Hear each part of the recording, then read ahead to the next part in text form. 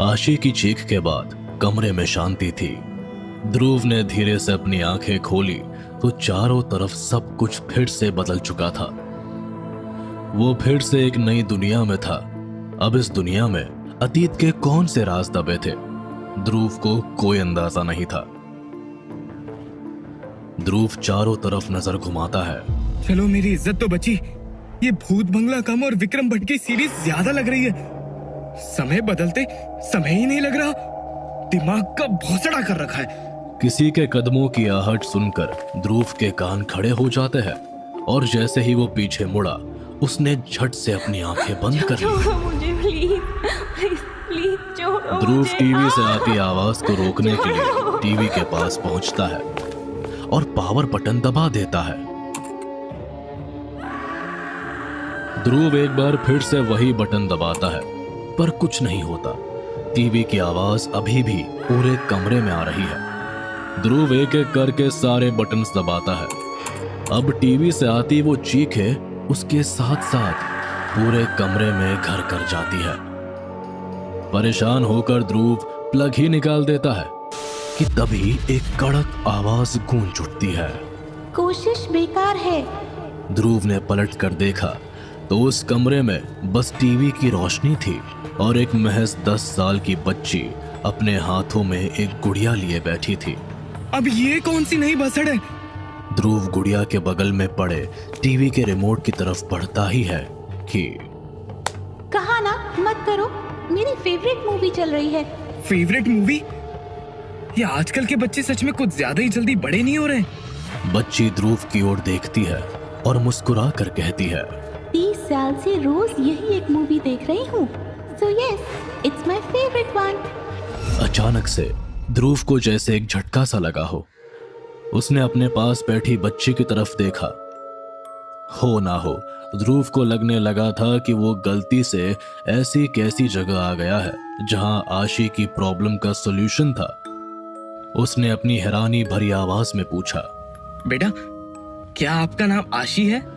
वो अनजान बच्ची ध्रुव की तरफ मुड़ी। उसकी आंखों की पुतलियां बिल्कुल सफेद थी।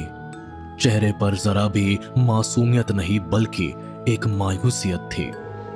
पर ध्रुव के रोंगटे तो तब खड़े हुए जब ध्रुव के सवाल पर उस बच्ची ने हाँ में सिर हिलाया। मेरे साथ बैठोगे? हाँ हाँ हाँ, क्यों नहीं। पर तुम देख क्या रही हो?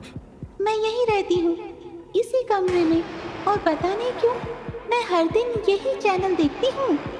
मैंने इसको बदलने की कोशिश भी की पर ये बदलता ही नहीं है। क्या तुम इन लोगों को जानती हो? शायद मुझे आशी की मुक्ति का राज यहीं से मिले। चलो देखते हैं ये क्या है। ध्रुव आशी के साथ बैठकर टीवी पर जो चल रहा था वो देखने लगा। एक ब्लैक एंड व्हाइट मूवी की तरह उसके सामने आशी के यादों की तस्वीर घूम रही थी।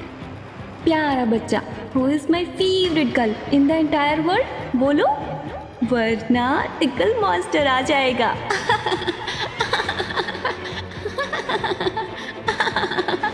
मी ओके, अब मुझे जाने दो। तुम्हारी मासी ने मुझे देख लिया तो मुझे मार देंगी। दीदी, हाँ बेटा। आप यहाँ क्यों हो? मतलब? मासी कहती है ये जगह पागलों के लिए है, यहाँ सिर्फ पागल रहते हैं। पर आप तो मुझे पागल नहीं लगती, आप तो बहुत अच्छे हो। प्रिया की आंखों में आंसू थे। उसने आशी के माथे पर हाथ फेरते हुए कहा, क्योंकि मैं तुम्हारी मासी और बाकियों के लिए नॉर्मल नहीं हूँ बेटा। और अगर अभी उन्होंने तुम्हें मेरे साथ मेरे कमरे में खेलते हुए देख लिया तो बहुत गुस्सा करेंगी, है ना? ओह, डोंट बी सैड, मैं जल्दी आ जाऊंगी, ठीक है? हम दोनों कल मिलेंगे और इस गुड़िया के साथ खेलेंगे। देखो, मैंने इसे तुम्हारे लिए बनाया है। सच में? ओह गॉड, बेटा तुम बेड के नीचे छुप जाओ और जब तक मैं ना कहूँ बाहर मत आना, ठीक है? पर दीदी, आप कहाँ जा रही हो? जल्दी, हमारे पास वक्त नहीं है। मैम, आप यहाँ? I heard some voices. वो मैं खुद से बात कर रही थी। Of course you are. समझ सकती हूँ तुम्हारे पागलपन में ऐसे दौरे आते रहते हैं। वैसे मैंने तुम्हारे माँ बाप से बात कर ली है, तुम जल्द ही यहाँ से रिहा हो जाओगी। क्या सच में? यस, बट एक लास्ट स्टेप है जो तुम्हें पूरा करना होगा। और वो क्या है?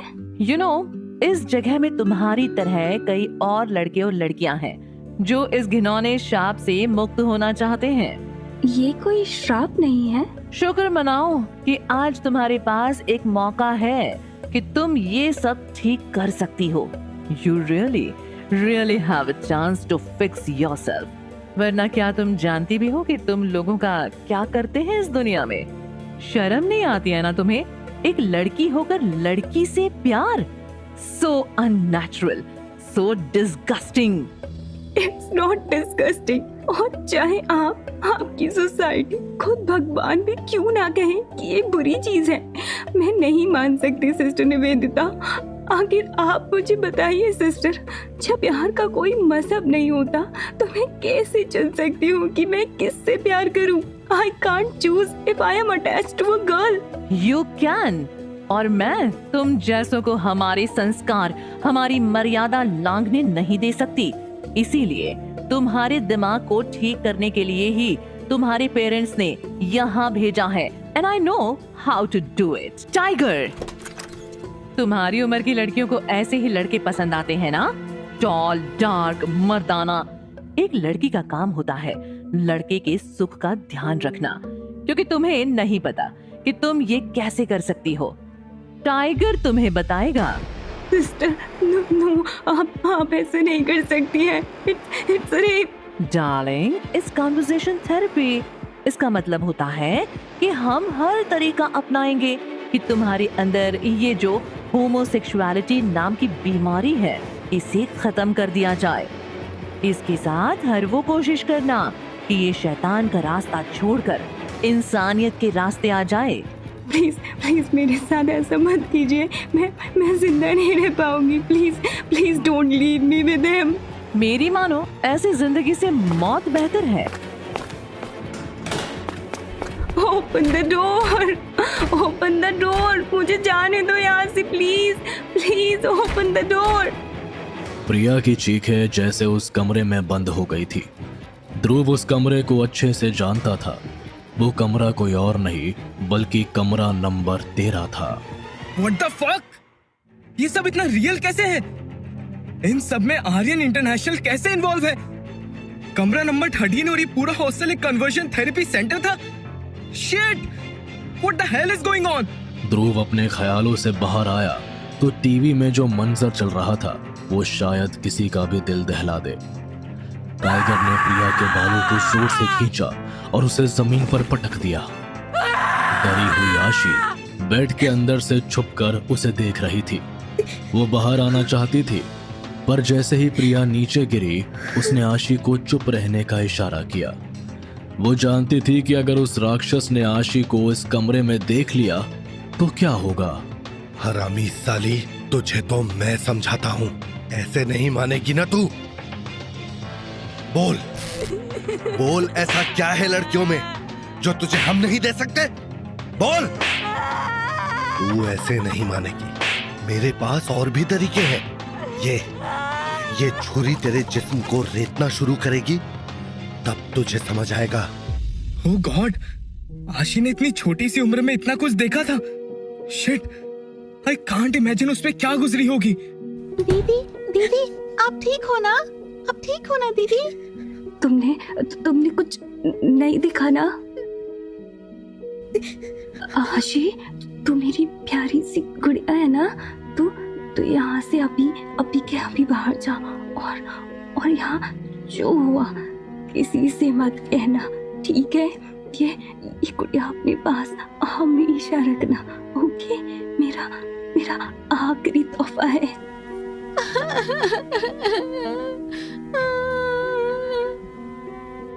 नहीं रोते हैं बच्चा, तू जा, मैं कल मिलूंगी तुझसे, ठीक है?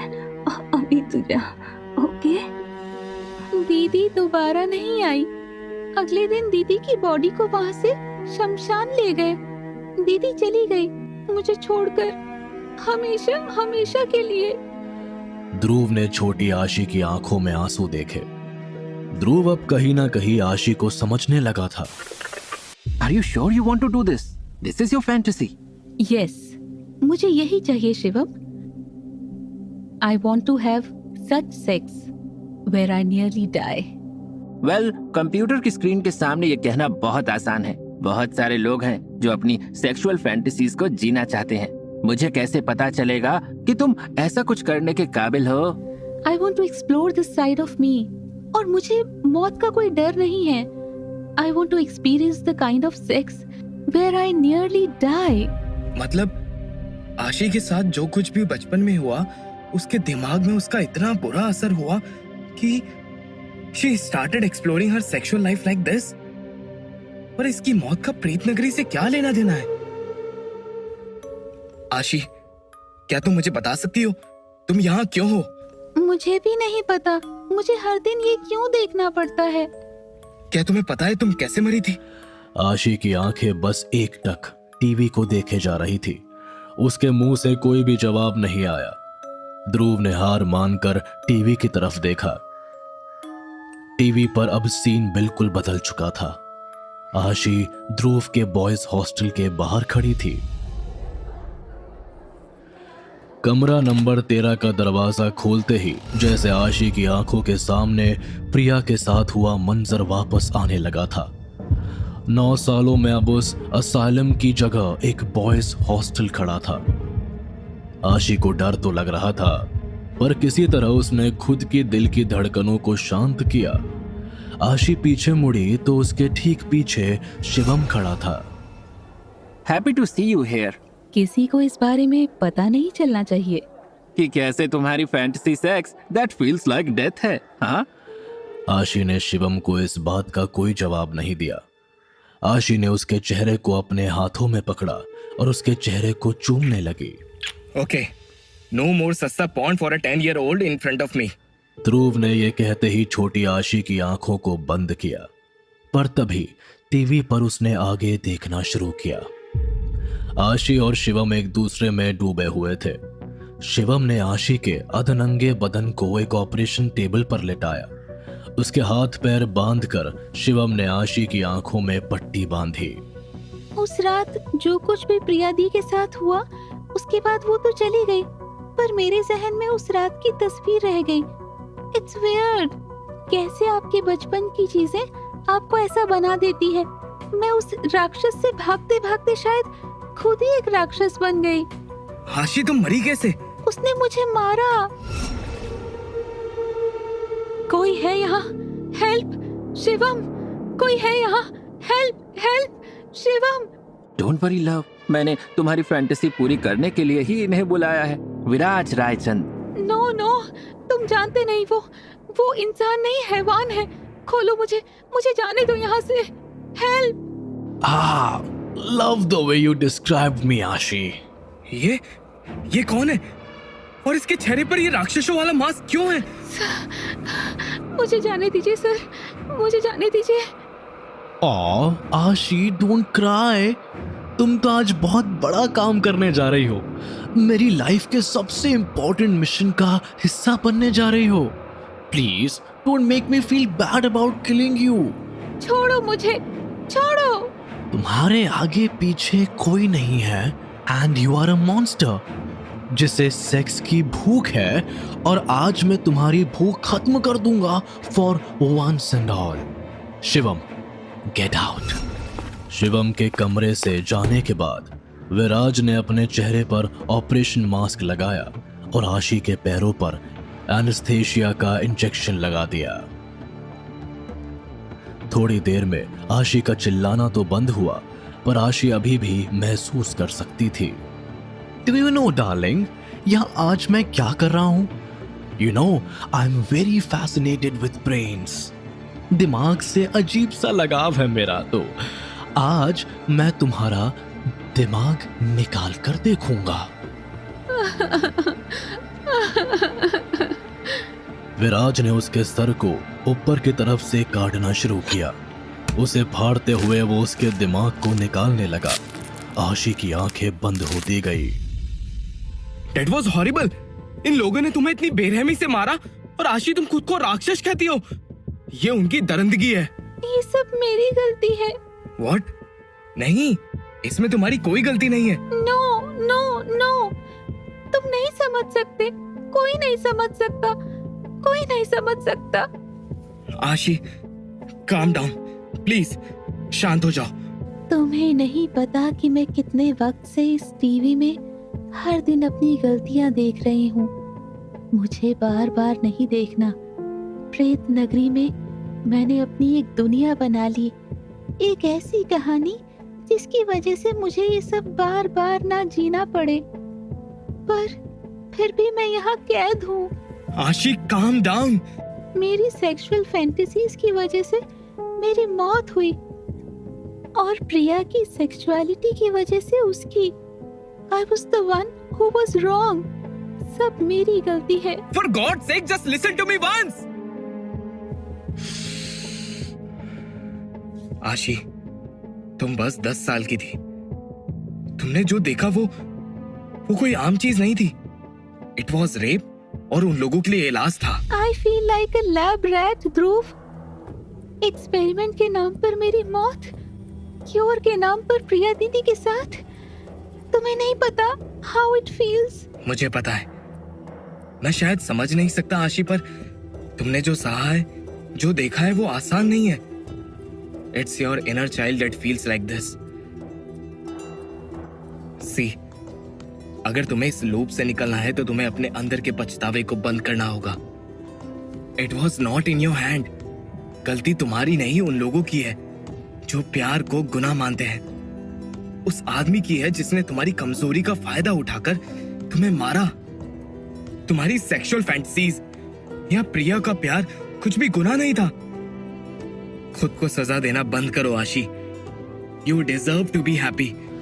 ध्रुव ने ये कहकर जैसे ही आशी का हाथ पकड़ा, उसके आंखों के आगे एक रोशनी चमकी।